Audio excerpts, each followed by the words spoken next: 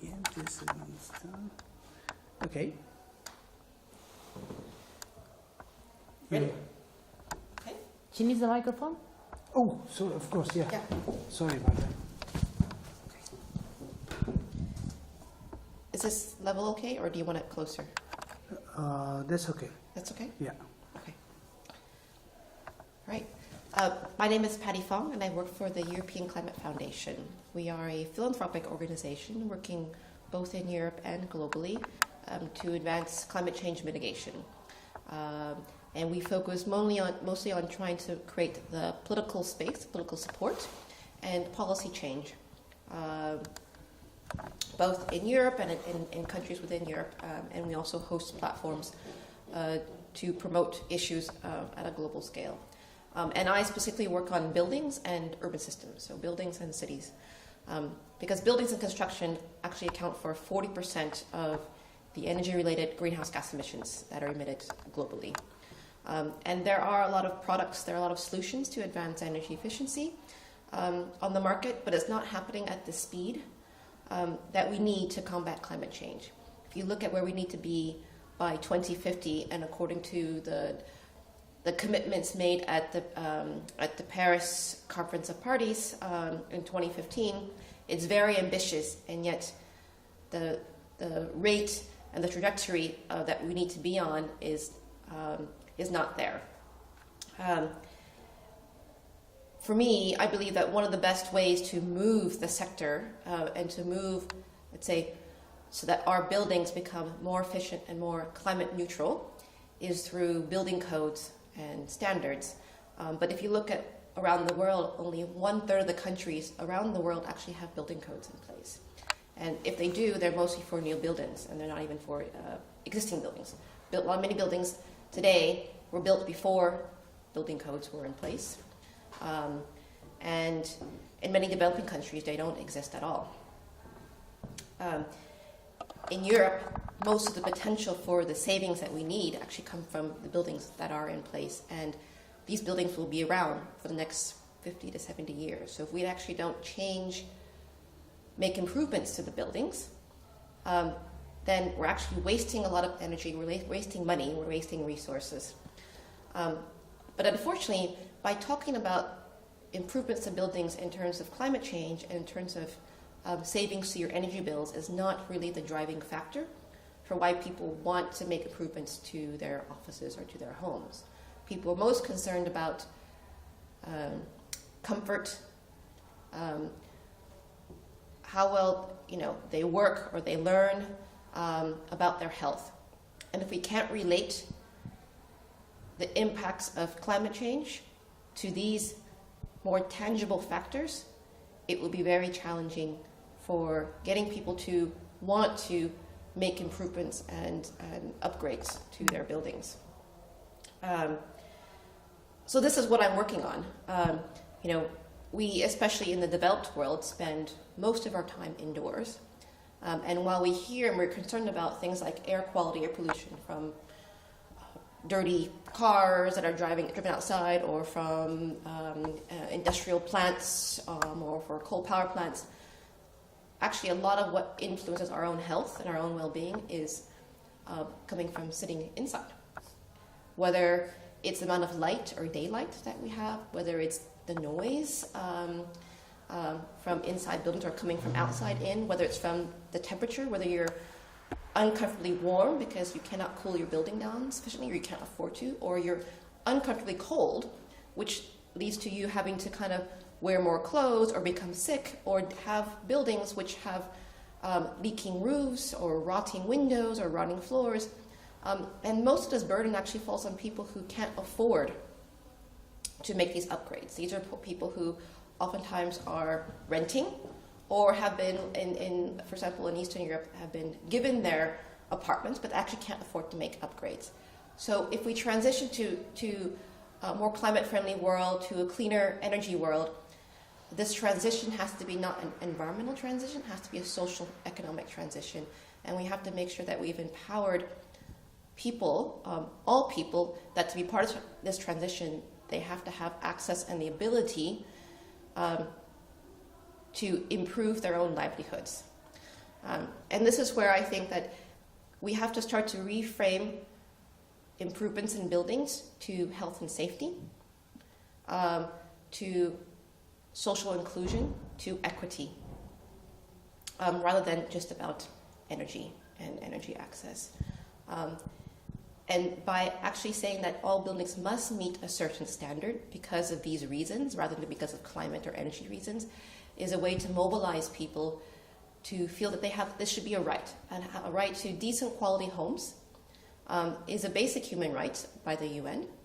And yet it is not seen this way by governments. It is not implemented this way through their policies, through the funding that they allocate, through the way that they see the role of buildings. They see it as terms of free market. It's up to people to decide themselves how buildings are structured. But actually, buildings are not just a roof over your head. It does affect your well-being and it affects your quality. So that's what I'm doing. I'm actually trying to build a campaign now around making buildings a social justice and health issue for people, and trying to showcase the benefits of healthy and sustainable buildings by identifying case studies and companies that can provide the services and products out there for uptake. So that's it. Thank you. Oh, I have so many questions. Okay. Yeah, so for example, let's start small. Like which kind of upgrades can like a normal average salary citizen can do in the Netherlands, for example? Like solar panels or no? So part of the issue is, you know, for many people, you know, they think, well, I'll just change my light bulb. Well, okay, that's fine, but that's not the type of upgrade. Actually, you need kind of full upgrades, which include not only insulations, but your windows and installation not only in the floors and the walls and the ceiling, but also your ventilation system. It's quite inexpensive, and if you actually want to make your home energy neutral, it can be very, very expensive. It can be something like between, you know, 20, 40,000, even higher. So there's something to do around how do you bring down the total cost by making the construction sector more productive, more efficient. They're not collaborating the way they should. And how do you provide financing and subsidy support for people to do this? Because actually, what happens is that people, you know, the way you carry out the works is like you have to take out a loan, or you have to have enough savings to pay for yourself. Most people live in their homes maybe 5 to 7 years, maybe 10 years. Maybe if they do a mortgage, they can think about it in terms of 20-year time period. But most people actually do move. So they're not willing to make that type of investment in their home because they don't think it will pay back. Even for like a solar panel, it oftentimes takes like, you know, 10, 15, 20 years to pay back.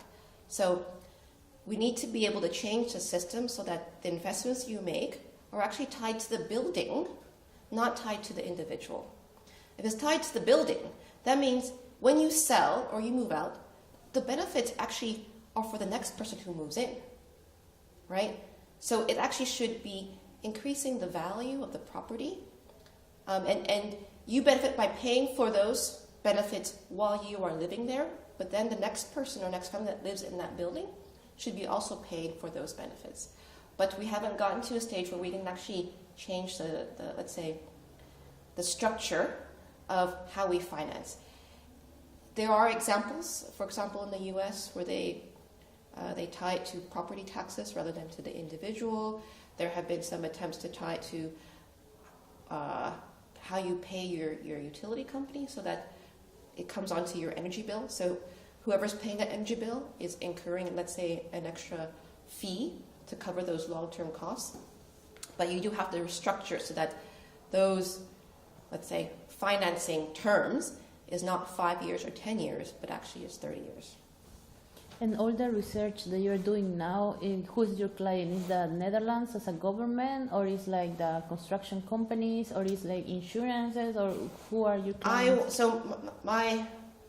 I don't have clients in a sense that we are kind of like we are a foundation, we're an NGO, so our clients are like the public, in a sense. So I support advocacy, I support coalition building, campaign building, and I partner with companies, industry associations who are like-minded to co-invest and co-develop and advocate with me towards the government on the changes that are needed. And also, and I might work with, think tanks to help develop policy solutions. Mm-hmm. And so your solutions are a little bit more like, not in short term, but like in a little bit longer term, right? Yeah. So which kind of like programs are you running right now? Like specifically, I understand around what it goes, but like for example, like something specific that you're doing, like right now. Yeah. So one of the platforms that we've been supporting is called Buildings 2030, and it's aiming to create a new narrative around people-centered design, people-centered buildings, and to show that health and healthy and sustainable buildings go hand in hand. There shouldn't be a trade-off. If we are aiming towards carbon neutral buildings, if it harms the health of people, because there are myths that if you don't do it right, you could, if you fully insulate your home and you don't put in good ventilation systems, then that's not healthy, right? Everything has to be done as a system. So we're trying to show that there are examples out there and that there are solutions, and then to really showcase the health impacts. So there's actually been quite a bit of academic research for years, but it actually has been brought out into to make it media friendly and to make it more, let's say, impactful politically. So we're trying to make those connections. And the other initiative that we have been supporting is last year, social justice groups such as poverty groups, children's association groups, and age and family groups, as well as unions and environmental NGOs came together to support a coalition on energy poverty called the Right to Energy. And they have been focused on advocating in the EU level around a series of EU legislation that is being debated right now.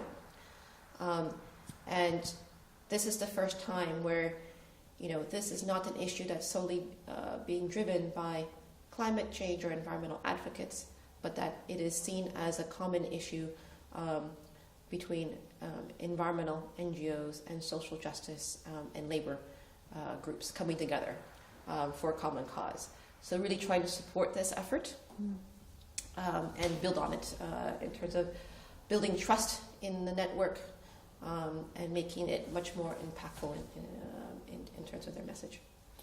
Part of your campaign has like initiative for citizen engagement. Like, how do you convince people to pay for the upgrades or to pay for these buildings that are going to be designed in another way? Because if they don't want it, I mean, the companies probably won't invest on it because there is no market, no? Yeah. So my work doesn't extend down to kind of the individual level. There actually is, in the EU, some EU funding that's piloting projects where they, trying to find new business models, which we want to support. We have been partners of an initiative in the Netherlands, and they're trying to replicate it in UK, France, Germany, and the US called Energiesprong. And they work with social housing companies, and they received funding from the Dutch government and now from the EU, which basically they're providing, they call net zero energy homes for social housing. And they work with social housing companies because they own actually a lot of housing, and working then with the contractors and manufacturers in the supply chain, and work with these social housing companies to look at housing, and these housing companies can have a 30-year outlook. Therefore can have the payback. They can pay back the investments over time.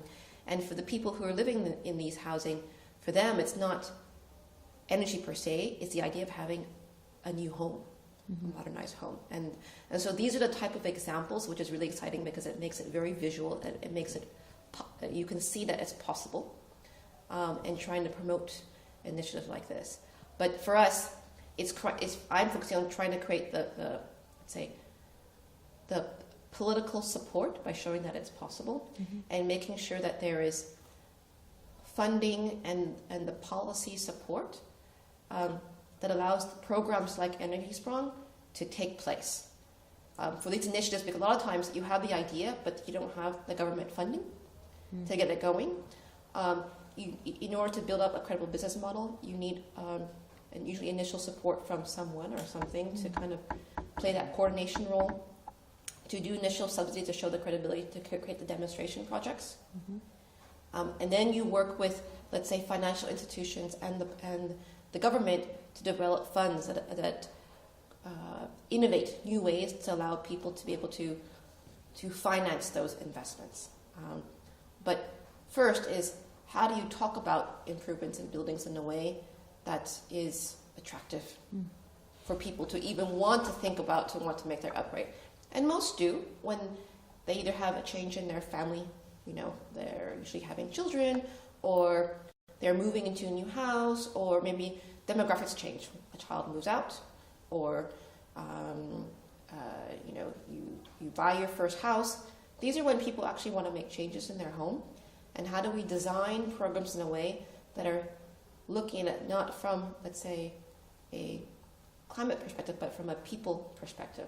What is driving them to make decisions in their home? Is there a country or a city that is leading globally like these efforts for energy efficient buildings? Then it would be much easier to sell the idea. It would be, but it's really, really hard everywhere. So you've got examples of initiatives like in France and Netherlands that's looking this more holistically, how to create new business models. But I wouldn't say that there's a country that is leading overall. I think this is one of the sectors where it's just really, really tough. I give examples of where there is some paradigm shifts in thinking about what is normal.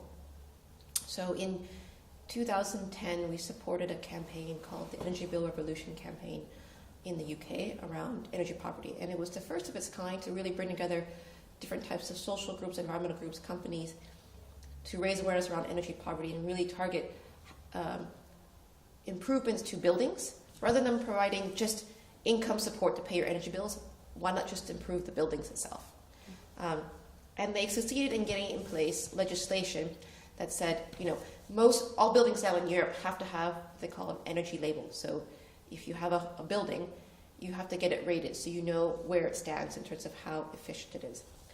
And they got in place a law that said if a private building is an F&G label, which is like the lowest, like the poorest quality buildings, you're not allowed to rent it out in the market, either commercially or private residential sector.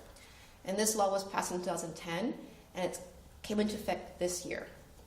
And so this is the first of its type, where by saying, it's not okay to rent out poor quality buildings. And with that, it inspired our partners in France to ask for the same thing. So there's a similar now legislation that needs to be implemented, but basically says F&G labeled buildings can no longer be sold or rented from about 2025.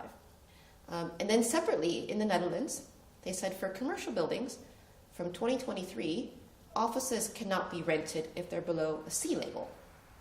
And it was actually just this announcement by the government, this intention, that actually said, you saw that right afterwards, financial sector, so banks such as ING and ABN AMRO said, we're no longer financing kind of the use of buildings that below sea level, because for them, this was a risk. For them to have property or to finance property that didn't meet this minimum qualification. So it goes to show that if there is an intention set by the government, it moves the market.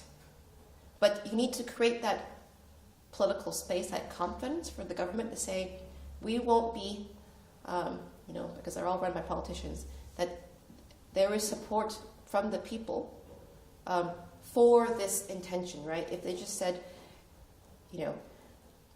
if they just passed a legislation, something like that, without the support, they would probably be kicked out of office in the next election cycle. But if they said it was for the health of people, then they would have enough political support to be able to push something like this.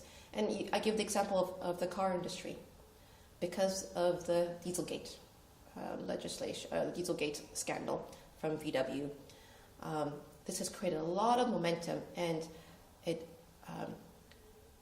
gave the space for both local governments and national governments to say, we don't want to allow the sale of dirty diesel and even fossil fuel cars from a certain time period.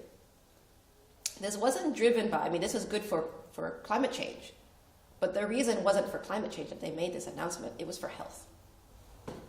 And we need to learn from that and go, there are also health issues related to buildings, but it's just, there's no awareness around it, and we need to build that up. Okay. Can I ask 2 more questions? Yeah. Sure. One question is, I recently went to the Asian Forum on Global Governance, and one of the things they said was like, these goals that the European Union have about, reducing their emissions and blah, blah, blah, and they are not getting there, not even close. So I just wanted to ask if that's true. And the second question is like, how did you got into this topic? What was your background and what motivated to go into this? Mm-hmm. Yeah, that would be. Okay. Well, let's say Europe is on track to meeting its 2020 goals. Yeah. Some of it is due to policies that have been enacted over the years. And some of it has been due to the economic downturn that happened several years ago. Because the goals that were set meant that, lower production, and the way they set the goals, the way they count emissions, this really depends on, really tied to GDP. So, of course, if your economy goes down a bit, then the amount of emissions related to your GDP also goes down. So there is a discrepancy between the kind of ambition set and what can be achieved. There's now a fight around those targets for 2030. And those targets that are currently being debated, negotiated for 2030, we face a lot of resistance from national governments compared to EU level, because there's this fear. Can we actually meet the targets? And also you have a lot of lobbying coming from the fossil fuel industry, for example, that don't really want to change. Yeah. And then if you look at where we need to be from a 2050 perspective, from a Paris Climate Agreement perspective, what is even being discussed at 2030 doesn't even compare. So they're already negotiating down from an unambitious target compared to what we need to be from a longer term perspective, because actually what we need to be requires significant transformations in our industries across all major sectors. And you do need that ambition to kind of give a signal to companies that they need to change, because if you give a weak signal, then they say, oh, well, if we just stick to what we do and change a little bit, then we'll be fine. But actually, we're not going to be fine, because if you look at what's happening with climate change and weather events, it's already changing, and we haven't really changed how we've structured the economy. So in terms of how I came into this, I studied environmental studies and economics in the US. I went to live in China and teach English for a couple of years because I was really interested in this whole issue of environmental issues, but also equity and development. So I used that opportunity to live and work in China and travel to understand the issues facing a developing country, and this was back in the 90s, and came back to an opportunity where I got to set up a program for promoting sustainable energy in China, but out of a US foundation, and worked there for many years. And then through that, I moved to Europe to help start up the European Climate Foundation. So that's where I've been since then. Nice. Thank you. Yeah. Yeah, good. Yeah. Okay.